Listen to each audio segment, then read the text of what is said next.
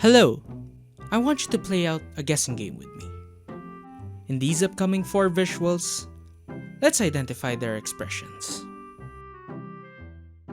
I want to ask you, what are they? If you answered emotional expressions, then you're right!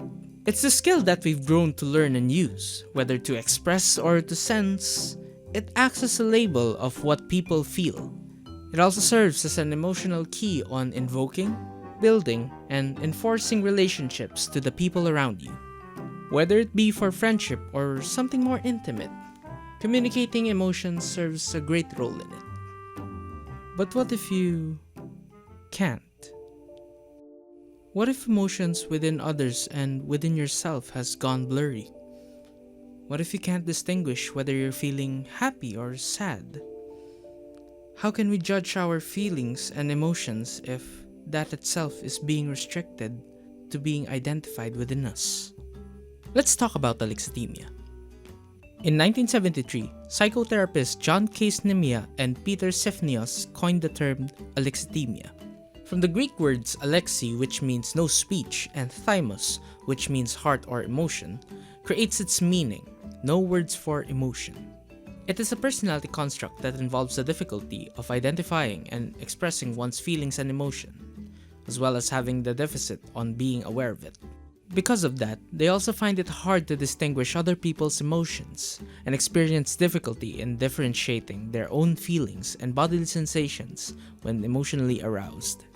It is often mistaken that alexithymia is a mental health disorder, where in fact it is but just a construct that can be often seen in other mental illnesses, such as ASD, Asperger's syndrome, depression, anxiety, personality disorders, and many more. There's approximately around 10% of the world's population that has alexithymia, consisting around 8% of males and 2% of females. They also experience a decrease in thought creativeness, meaning that they lack imagination and daydreaming, and their thinkings are oftentimes restricted on being logical than being abstract. Alexithymia is a pretty flexible condition, as it does not fall flat on just a single dimension. One's alexithymia can vary to a lot of people, as it can either affect someone's cognitive thinking and affective thinking, or even both. Because of this, people's alexithymia and how they experience it is unique to every individual. Why would you want to bring this up, you might ask? Well, it all comes down to how it affects emotions. Due to it affecting one's thought process on emotions, by either affecting how one perceives or delivers emotion, it could gravely affect relationships with other people.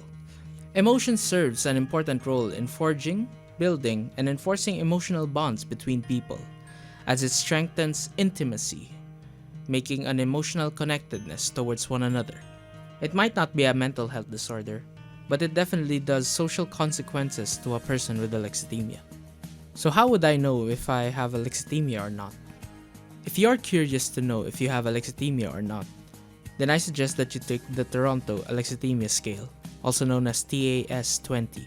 It is a test consisting of 20 items measuring the severity of one's alexithymia through identifying one's symptom, such as difficulty describing feelings, identifying feelings, and externally oriented thinking. So who do I talk to if I do have alexithymia?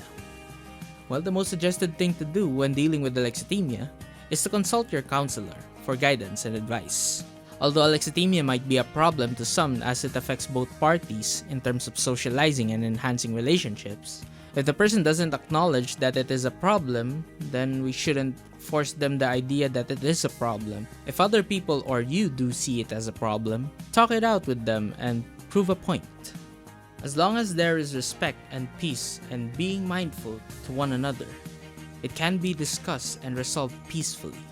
Always note that compassion and understanding is an important key on dealing and interacting with alexithymic people in a calm manner. It is important that we need to adjust to them, but it's also to help them deal with their alexithymia.